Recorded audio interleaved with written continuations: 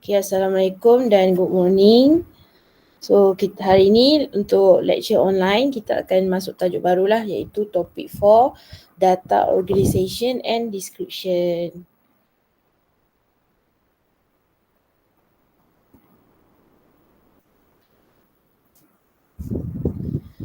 Okay, so on topic 4 kita ada 5 subtopik 4.1 till 4.5.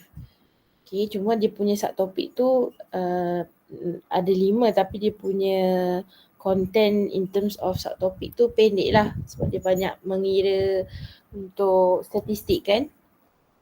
Okay, this topik yang akan selain daripada topik 3 lah yang akan you buat group assignment yang akan release next week lah in your e-board, tapi yang lebih menggunakan Excel ataupun perisian lah ataupun apps untuk you buat digital skill on your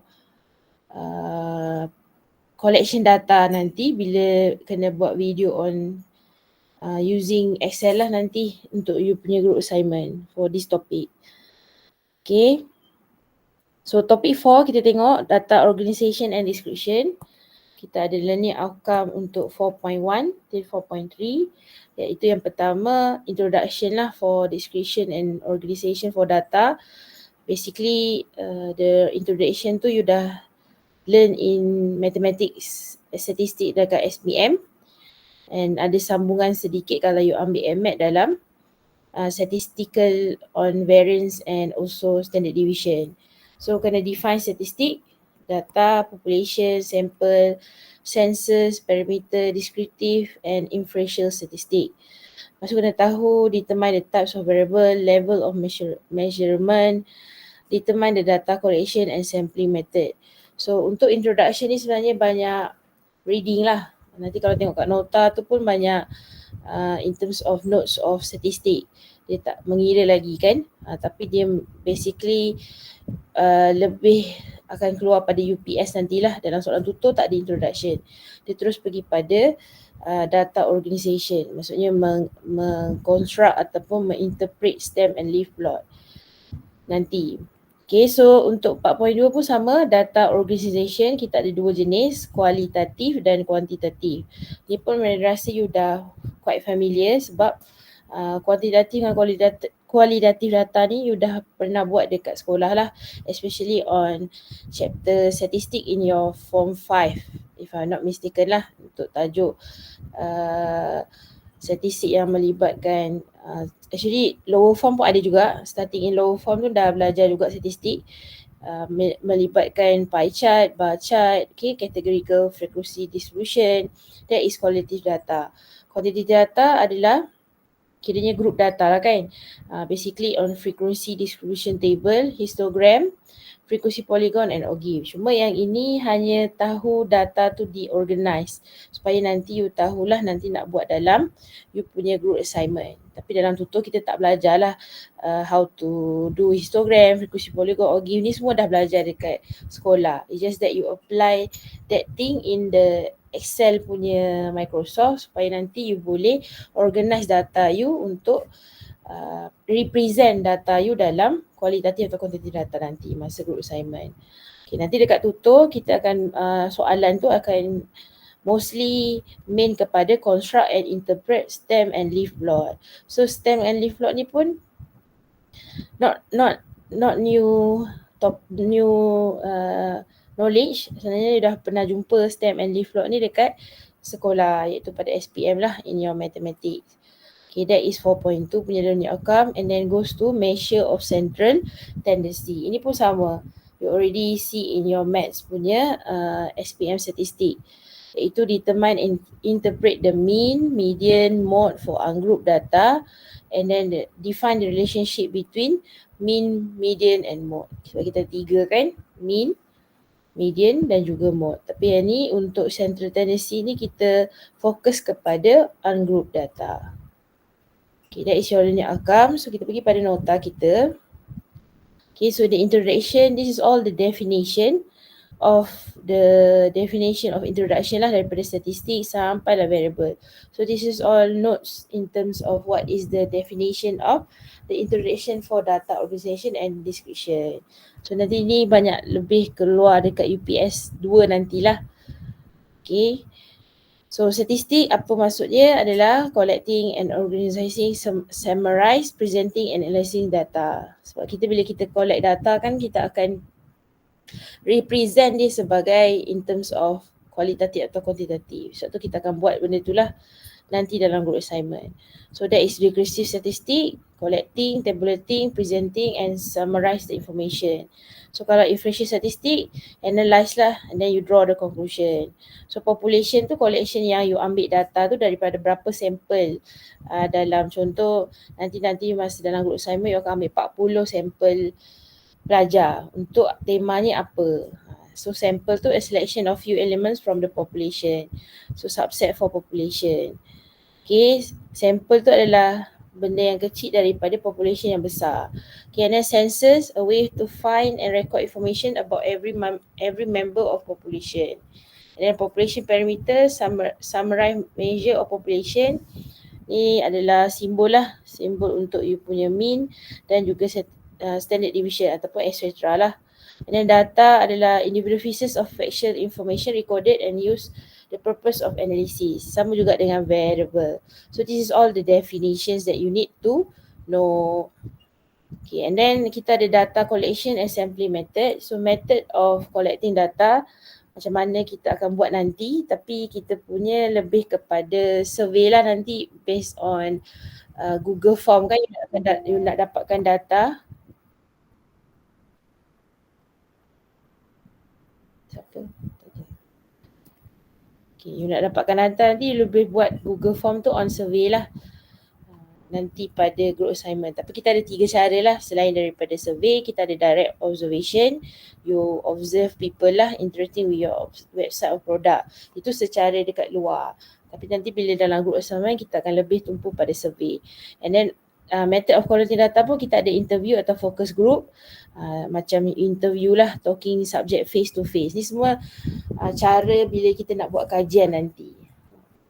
Soon lah nanti bila you buat tesis kan, tu 3 cara methods of collecting data. Tapi nanti masa group assignment fokus kepada survey. And then kita ada sampling method. So kita ada 4 jenis sampling method. Simple random sampling. So every member of the population has an equal chance of being selected. Kalau systematic sampling, every member of the population is listed with number, but instead of randomly generating numbers, individuals are chosen at regular interval. Contohnya you ambil daripada nombor 6 sampai 10. Systematic sampling lah kat situ maksudnya. And then stratified random sampling adalah dividing the population into subgroup called strata based on the relevant characteristic. Contohnya you bahagikan ikut gender, age ataupun etc. Okay, then use random or systematic to select a sample from each subgroup. And then last, cluster sampling adalah dividing the population into subgroup, but each subgroup should have similar characteristic into the whole sample. So instead of sampling individual for each group, you randomly select the entire subgroup. So kita ada 4 jenis sampling method lah. Okay. Then kita ada type of variable sama macam tadi Mary cakap, dalam learning outcome kita ada kuantitatif dan juga kualitatif. Okay, kualitatif selalunya kita namakan dia sebagai categorical lah, iaitu brand of computer, contoh hair color ataupun gender kan. Daripada kuantitatif kita akan pecah pada 2 lah, kita ada discrete data dan juga continuous data. Okay, kalau discrete data ni selalunya number of house, car ataupun number of accident. Contoh kalau continuous data, kita akan ada length, age, height and also weight ataupun berat ataupun time, masa. Okay, selalunya kalau kuantitatif ni maksudnya dia boleh diukur, can be measured. Okay, kalau kualitatif selalunya tak boleh di-measure lah kan. Maksudnya dia lebih kepada non-numerical characteristic. Maksudnya non-numerical karakteristik.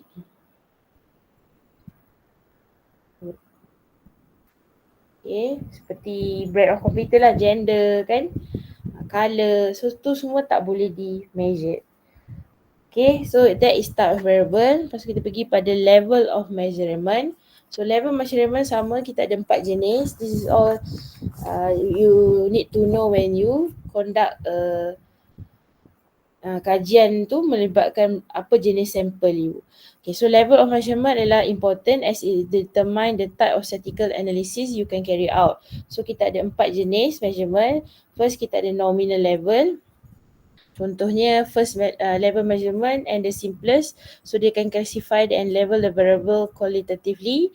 So dalam kata lain, in other words, it divides the name into name groups without any quantitative meaning. Contoh you ada eye color kan, ada 3 jenis warna, blue, brown, green. Ataupun nationality, type of smartphone own. That is nominal level.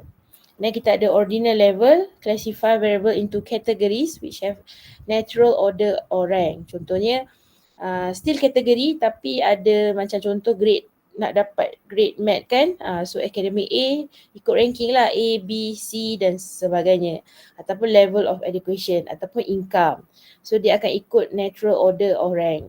And then kita ada interval level, numerical level of measurement which like the ordinal scale place variable in order. So however, interval scale ni dia akan equal distance between each value of the scale.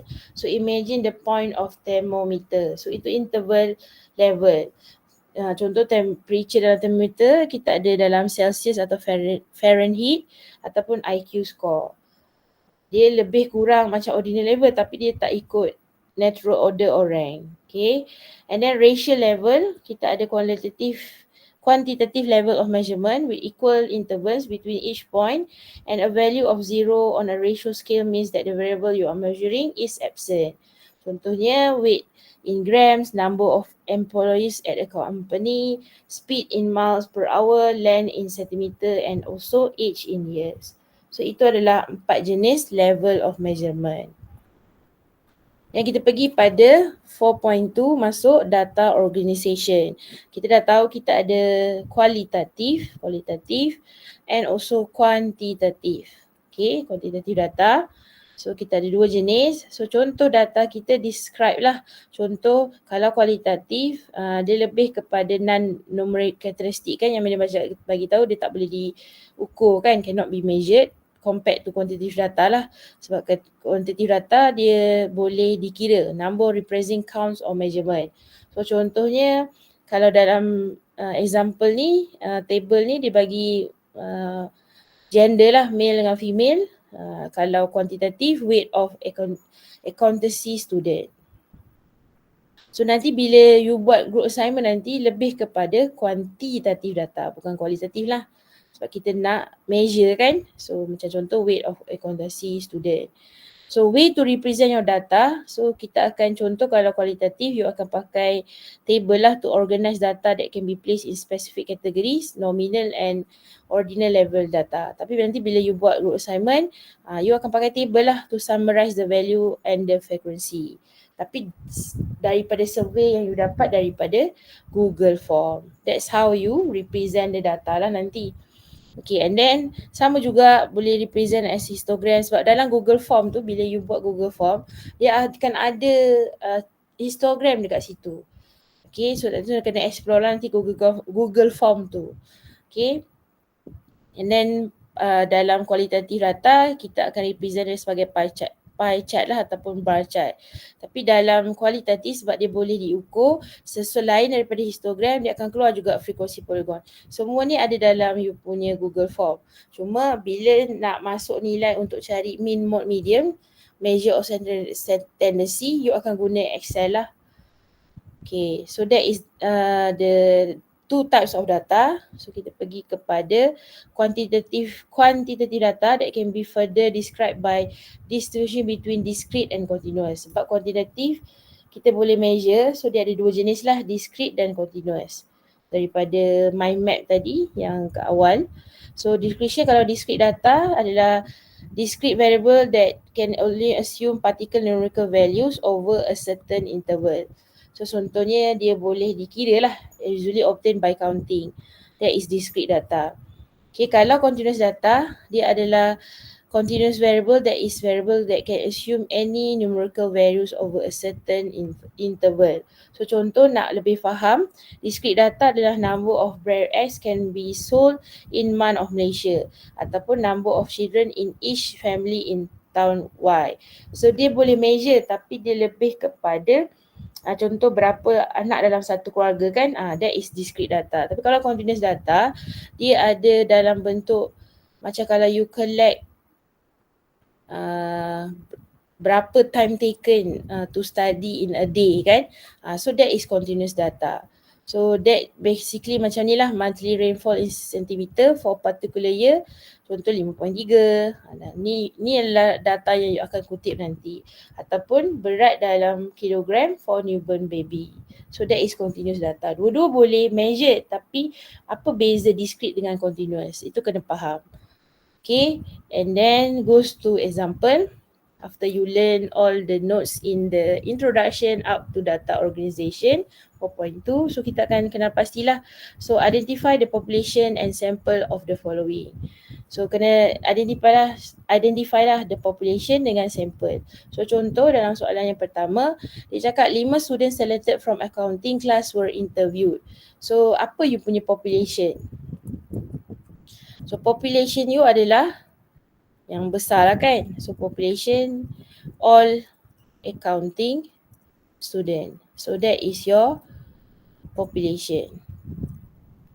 And then your sample adalah 5 student that is being selected daripada all account student lah. So that is your sample. Sebab you ambil 5 orang sahaja.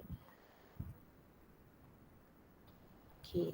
And then for B, 20 cars selected out of 500 cars were tested for performance. So population you apa? 500 car lah kan. So that is basically mudah lah kan kalau kita nak faham, sebab you already learn the concept of statistic in your school. And then sample sama 20 cars selected. Okay, and then determine whether the following are quantitative ataupun qualitative. Maksudnya boleh di measure ataupun tak boleh di measure kan. So the age of baby in competition, boleh measure tak? Boleh kan? Ni boleh measure kan? Can be measured lah. So this is quantitative data. Colours of house tak boleh measure kan? So it's qualitative. Okay, color. The weight of parcel in the post office boleh measure tak? Boleh. So quantitative. Qualification required for certain job boleh measure tak? Tak kan? It's non-numerical characteristic kan? So ni adalah qualitative data. Sebab dia tak boleh di-measure ataupun non-numerical characteristic. So itu mudah, dan kita pergi pada how we want to construct and do the stem and leaf plot. Ni pun kita dah pernah jumpa kat sekolah. So untuk nak buat stem dengan leaf plot, digit contoh kita ada 10, 21. So tempat sar ni akan jadi leaf, tempat 10 tu akan jadi dia punya stem ataupun dia punya batang lah atau dalam bahasa Melayu kan. So the digit in the greatest place value of the data value are the stem. The digit in the next greatest place value are the leaf. Kalau you ada 3 digit, maksudnya 100, so nanti ini akan jadi stem, ini akan jadi leaf. Okay, leaf selalunya 1 digit sahaja. Stem bolehlah lebih daripada 1 kalau nombor you 100 lah. That means 3 digit. Okay, for example, if all the data are 2 digit number, the number in the 10 places will be used for the stem. The number in the 1 places will be used for the leaf. Ini yang tadi Meda terangkan tadi lah. So kita tengok pada example. Macam mana nak construct stem and leaf data ataupun diagram daripada ungroup data ni lah yang dia dah bagi ni, banyak-banyak ni. So kita masukkan. So kita tengok kita ada stem, nombor kita 1, 2, ni sebab dia dah susun ikut order kan. So 1 hingga 4 lah. So you punya stem akan jadi 1, 2, 3, 4 for the 10 places. Lepas tu you tengoklah, you susun you punya leaf tu mesti susun ikut increasing jangan main letak saja. Ini kebetulan data you dah organize. Maksudnya data tu organize secara increase number. Nanti bila you dapat raw data, data tu tak organize. So you kena susun lah nanti dalam leaf ni. Jangan tiba-tiba nombornya 2, lepas tu sini nombor 1. Tak boleh lah. Okay, leaf kena susun dalam bentuk increasing number. I think you know already because you learn in your SPM. So sama ni nanti masuk 2, 3. Sebab ini datanya dah rearrange kan, dah memang dalam increasing number. So sini 1, 7, 3, 4, 5, 7. Ni nanti satu line. Maksudnya kalau you buat tu janganlah contoh ni kan nanti rapat kat sini. Tak boleh lah sebab dia mesti dalam satu line column tu adalah nilai yang you susun organize macam ni. Yang ni 1, 7. So untuk leaf 1 dengan 2 ada 2 je leaf dia. Lepas tu sambung untuk stem 3 leaf dia ada 4. So ni mesti sekata lah. Okay, and then 0, 0, 1. Sebab you ada 3 leaf untuk nombor 4. Lepas tu dah buat stem and leaf mesti ada key. Key untuk stem dengan leaf you. Wajib. Dekat sekolah pun sama. So dekat matriculation also the same thing. So you boleh ambil key stem leaf ni mana-mana nombor yang ada dalam you punya stem dengan leaf diagram. So contoh nombor pertama lah 1. Lepas tu kena buat macam ni. 2. Okay. Means kena tulis lah. Means 12. Like that. Kalau you nak ambil nombor lain pun tak apa. Yang penting nombor dalam stem and leaf you. So dapatlah construct stem dengan leaf tu dengan betul. Okay, and then pergi kepada second example sama. Macam ni kan data you tidak tersusun compared to the first example. And then dia ada 3 digit kan. So 3 digit mainly kita akan tengok dekat situ 3 digit. That means 100 lah kan. Tapi kena tengok juga kesesuaian. Kalau you ambil nombor depan tu 42, contohlah 42, 44, 45, 61, 50, 51, 56. Banyak tau nanti you punya kat stem leaf. So kalau you tengok kesesuaian tu, that means kalau contoh nombor ni kan, nombor yang paling rendah adalah 320, nombor yang paling tinggi adalah 620. So kat sini vendor akan ambil stem dia iaitu batang dia 1 digit. Leaf dia adalah 2 digit. Sebab kalau tak nanti you punya, kalau you ambil 2 digit dekat stem you, dia akan jadi panjang lah nilai dia kat situ, nanti leaf you yang pendek. So kat sini you nak construct stem dengan leaf. So sama, ni buat stem. Ni. Okay, lepas tu tulis digit yang pertama untuk 100 lah, since that nombor yang kecil adalah 3, nombor yang besar adalah 6. So kita tulislah 3, 4, 5, 6. Okay, and then sambunglah buat you punya stem and leaf. So contoh 320 tu nombor yang kecil lah yang pertama, 20. Lepas ada lagi tak nombor 300? Ada 390. So seterusnya 90. Dah buat tanda lah macam biasa kan kalau kita nak construct data. Tu sama nombor 4 start dengan nombor yang kecil lah, 420, 440, 450, 460, 480 tu ada 3 kali. Kalau tengok kat data ni, ni semua nombor 400. Okay, and then untuk 5, kita ada 500, 510, 520, 560. Oh, habislah nombor 500 kat sini. Ni tadi 450. Okay, lepas tu last nombor ni pun dah. 6. So 610, 620. So lengkaplah you punya stem and leaf. Lepas tu jangan lupa buat key. So key kena tulis, ambil satu nombor. Contoh nombor pertama 320. So means 320. Okay, and then determine the type of distribution. So type of distribution, actually kalau you tengok kat sini, you punya jenis graph, jenis graf, jenis diagram, dia lebih ke arah kanan kan, macam ni kan. Macam tu. Kalau you pusing dia punya graph tu, dia lebih skewed to your right. Maksudnya positively skewed lah. Dia lebih ke atas. Maksudnya kalau kita pusing data tu jadi bell shape, dia akan ke kanan. Kalau dia panjang kat bawah, dia akan skewed to the left. So kat sini, type of distribution adalah skewed to the right ataupun positively skewed. Okay, so next kita pergi pada 4.3, measure of central tendency for ungroup data. Sebab kalau kita tahu mean mode median tu, kita boleh, kat sekolah kita belajar untuk dua data kan, group dengan ungroup kan. Tapi dalam matriculation kita lebih kepada ungroup data. Kita fokus pada ungroup data sahaja. Group tak. Kat sekolah dia belajar untuk group data kan, matriculation tak, untuk kita punya topik 4 lah, for AM025. So mean tahu dah, rumus dia ulang balik, sum of data divided by number of data. Inilah rumus dia untuk ungroup data, sama ada ni atau ini.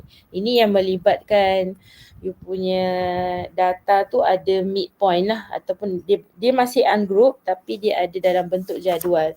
Cuma jadual tu tak adalah apa bentuk nilai kelas interval tu tak adalah, tapi ada dua kat sini. So ini example untuk cari mean. Nak cari mean of the following number for ungroup data, samalah kan. So berapa jumlah nombor you kira lah kat sini, and you adalah 11. Lepas tu summation, you boleh tekan dia total up your number. Nanti cara nak pakai calculator tu actually Mena dah pernah terang masa malam program hari tu kan. So nanti masukkan je data tu untuk tahu jawapan akhir. Tapi kena tulislah jawapan jalan kerja tu kan, untuk you punya marking marks, even though you boleh terus masuk nilai. Maksudnya ni you tulislah 16 tambah 13 tambah 13 tambah 16 tambah 11 tambah 13 tambah 18 tambah 17. Tapi you tak boleh terus masukkan semualah, sebab you boleh insert dalam you punya calculator and you dapat mean dia sebagai ni. Tulis dulu summation X 154. Okay, 154 sebab data summation tu you dah ada. Nanti mean pun sama, kita boleh check pakai calculator. Ini manually lah, 154 bagi 11. So you dapat 14. Tapi nanti bila you masuk data tu dalam calculator, you akan keluar mean dia 14. Itu untuk recheck lah, tapi you have to show this working in the tutorial dan juga group assignment. Sebab calculator tu kan kita masuk data dalam tu. Okay, and then sama untuk table tapi masih ungroup data, nak cari mean kan. So ini kita akan pakai yang kedua ni, because F times X kan. So samalah cari mean. So 2 kali kosong tambah working step ni yang kita masukkan. Tapi bila kita masuk dalam calculator tu, kita masuk dalam bentuk table. Kita ada frekuensi dan kita ada kita punya midpoint lah, iaitu you punya number of male children kan. So ni tulis, ni samalah. And then divided by, ini total. Tapi you boleh check betul tak kiraan untuk manually you dengan you kira guna calculator for the mean punya button. So you dapatlah 2.05. Okay, and then question number 3 also the same thing. At a supermarket, Nina buys 8 tin of salt. So ni akan jadi N dia 8. According to the information of the tin, 4 have mass 400 gram. So ada 4 yang ada 400 gram, 3 yang ada 425 gram dan 1 yang ada 435 gram. Dia suruh cari mean lah, mean mass in gram of the tin salt. So NU 8. Summation XU adalah 4 kali 400 tambah 3 kali 425 tambah 435. Ni manually lah kena buat dan tunjuk dapat summation X tu 3,310. Lepas tu cari mean U. 310 bahagi 8. So you dapatlah nilai dia adalah 3.75 but in grams. Sebab dia nak dalam unit. So that is your mean. Okay, and then we goes to median. Median, to find median is you must arrange kan, kena susun nak cari median. Ni pun pengetahuan ni familiar dah kat sekolah. From the original data in ascending numerical order. So in general, when n is observed in a range order of size, the median is calculated as follow. So dia akan bahagi at n bahagi 2n where n is the observation. Kalau R2 integer, median dia akan kita ambil observation dengan kita tambah R plus 1. Okay, and then sama juga if R is not integer, then round off to the next integer observation. Maksudnya nombor yang genap dengan tak genap lah. Nanti kita akan tengok pada example tu to more understand. Okay, and then the example, find the median of the following number. So tengok nombor ni dah rearrange belum dalam order. Kan tak arrange kan, tengok 10, 15 tiba-tiba jatuh 12. So arrange dulu. Arrange in must arrange in ascending order first. So susun. So kita susun. So kita dapat 10, 11, 12, 13 ada 3 kali, 15, 16 ada 2 kali, 17, 18. Okay, so kalau you kira nombor you ada 11. So nombor you adalah odd kan? Ganjil lah. Bilangan nombor you, ganjil. So nak cari median, ialah 11 tambah 1 bahagi 2. Observation you. So you akan dapat 6 observation. Okay, so median you akan jadi 13. Macam mana dapat 13? Kiralah kat sini 1, 2, 3, 4, 5, 6. So ni median. So kalau you bahagikan, belah kiri ada 5, belah kanan pun ada 5. So ni tengah-tengah. So memang betul ini adalah Q2 ataupun Q2. Dia bahagi betul-betul kiri dan kanan nombor dia adalah 6, 6. 11 tambah 1 over 2. Kalau odd, nombor dia odd. Bilangan nombor dia odd. So median you ada jadi 13. Okay, lepas tu pergi next. Find the median of the following numbers. Sama. Tersusun tak nombor you? Tersusun kan? So berapa bilangan nombor you? 6. So 6 adalah even. So bila even, nak cari median, even lagi senang sikit lah. Tak payah tambah 1 kan? So even, sebab nombor you kat sini tengah-tengah ni. Sebab dia kena bahagi sama rata kan. Ni adalah Q2. So you kena ambil ini. So 18 tambah 20 bahagi 2. So dapat 19.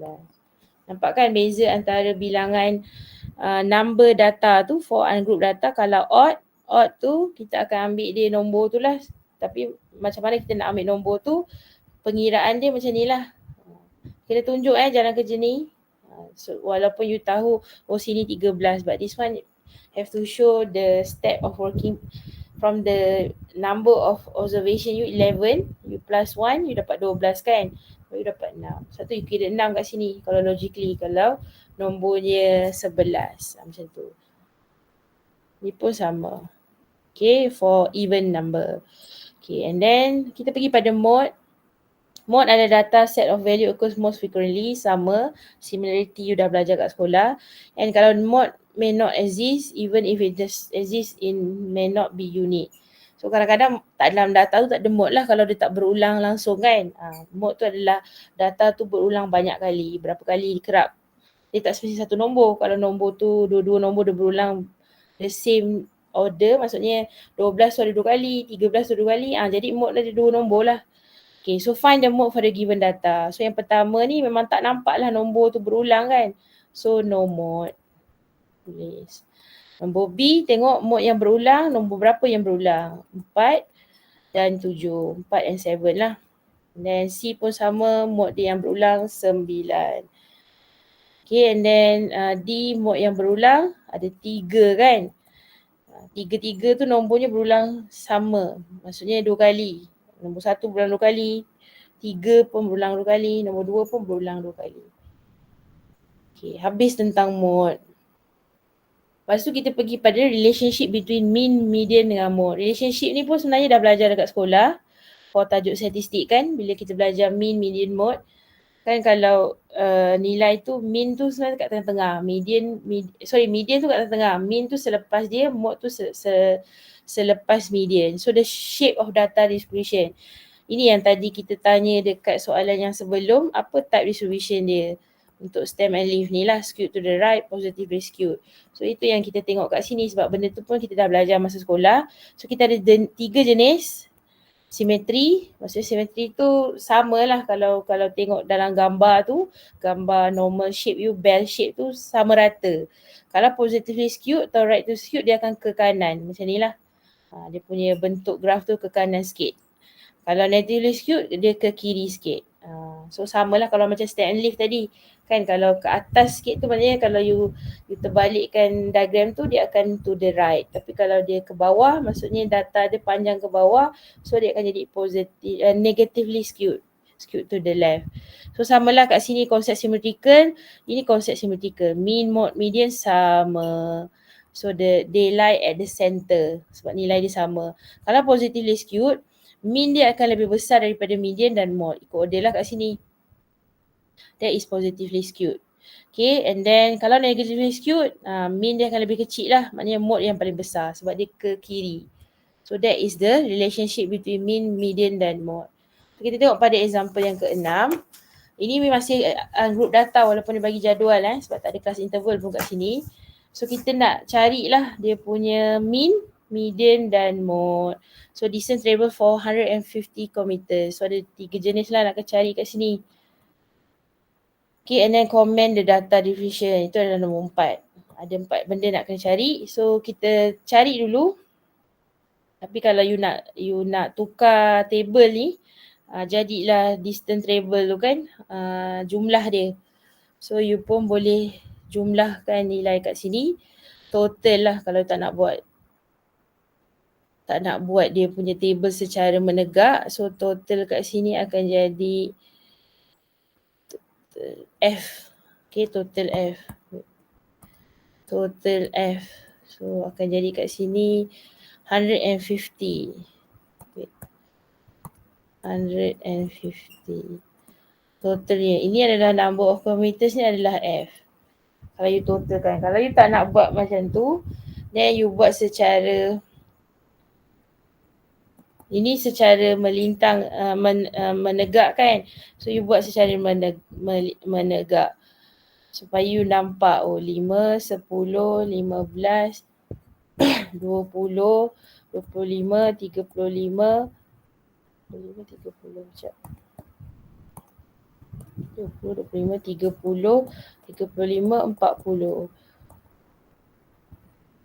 Okay, ni adalah number of kilometers tu F lah. So 12, 23, 45, 32, 21, 953. So total dia akan jadi 150. Lepas tu you kena carilah untuk fx kan. Sebab ini adalah x. So cari 60, 230, 675. You darab lah 5 kali 12. 640, 525, 270, 175, 120. Kalau you tak nak buat jadual, you buatlah secara macam ni. Macam ni. Ni nombor dia tak banyak kan. Itu jalan kerja sahaja. Kalau tak buat table lah sebab nombor dia banyak kan. Nombor dia besar. So ini akan jadi fx akan jadi 2695. Okay, lepas tu kita buat siap-siap sebab nanti kita nak cari median kan. So F tu adalah apa?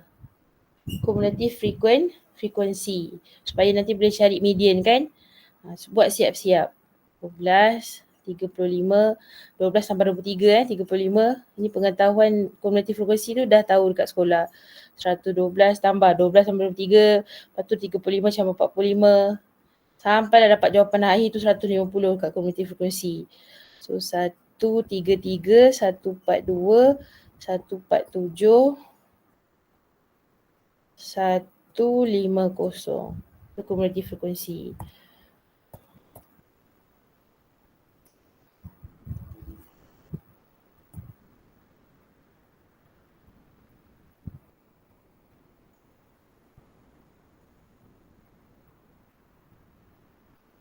Okay.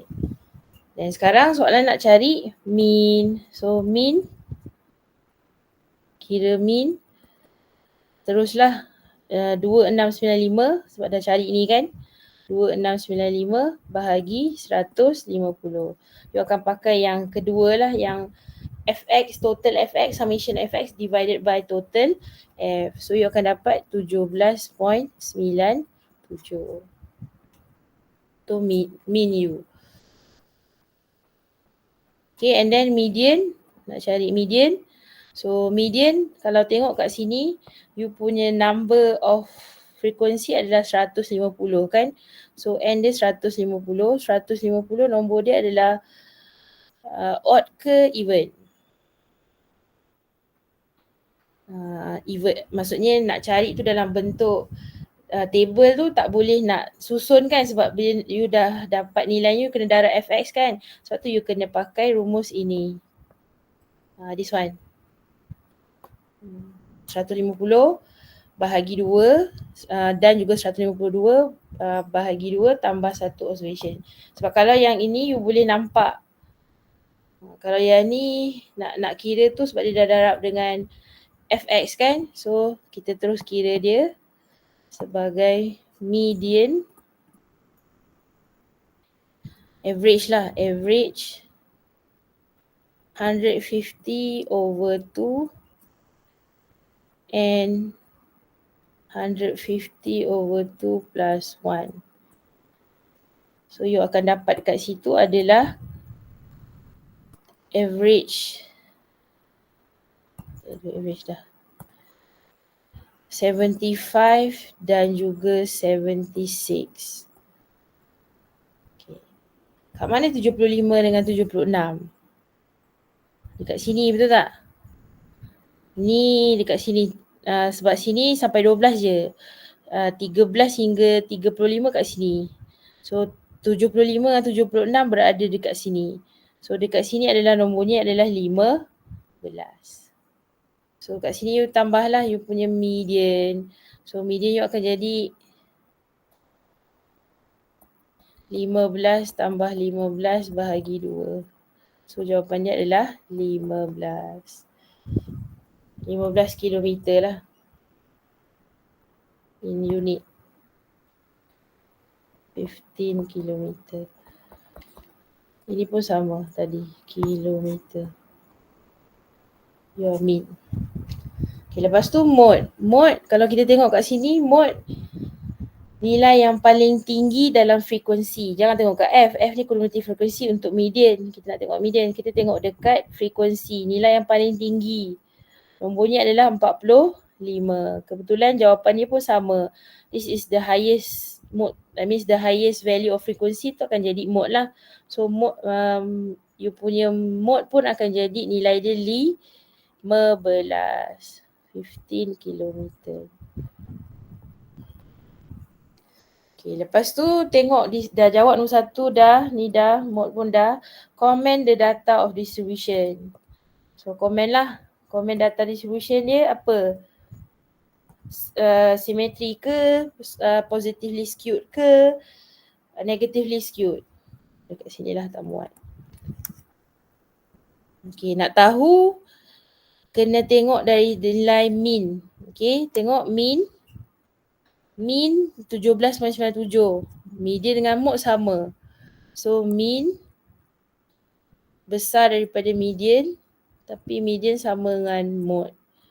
Kalau tiga-tiga sama, dan simetri lah kan. Tapi sekarang mean yang paling besar. So bila mean yang paling besar, apa dia? positively skewed. Positively skewed. Or skewed to the right. Salah satu, positively skewed atau skewed to the right. Sebab konsep ni, mean dia paling besar. Kalau yang ni mode dia paling besar. Walaupun dia nilai median dengan mode dia sama. Okay. So boleh faham kat situ. Untuk you punya measure of central tendency. Tapi lebih kepada ungroup data lah. Cuma kalau dia ada frekuensi tu nak cari dia punya X. Kalau nombor dia besar macam ni nak buat table pun boleh. Tak nak then you buatlah seperti macam ini. Itu pilihan kat situ. Tapi kena ada jalan kerja lah. Okay, so madam berhenti kat situ lah. 4.4 kita masuk esok. Ada soalan tak? Statistik mudah kan untuk faham kan? Kalau tak ada apa-apa, kalau boleh faham untuk central of measure tendency, so kita berhenti kat situ. See you tomorrow untuk sambung measure of diffraction and skewness. Alright guys, terima kasih. Assalamualaikum. Thank you, madam. Thank you, madam. Thank you, madam.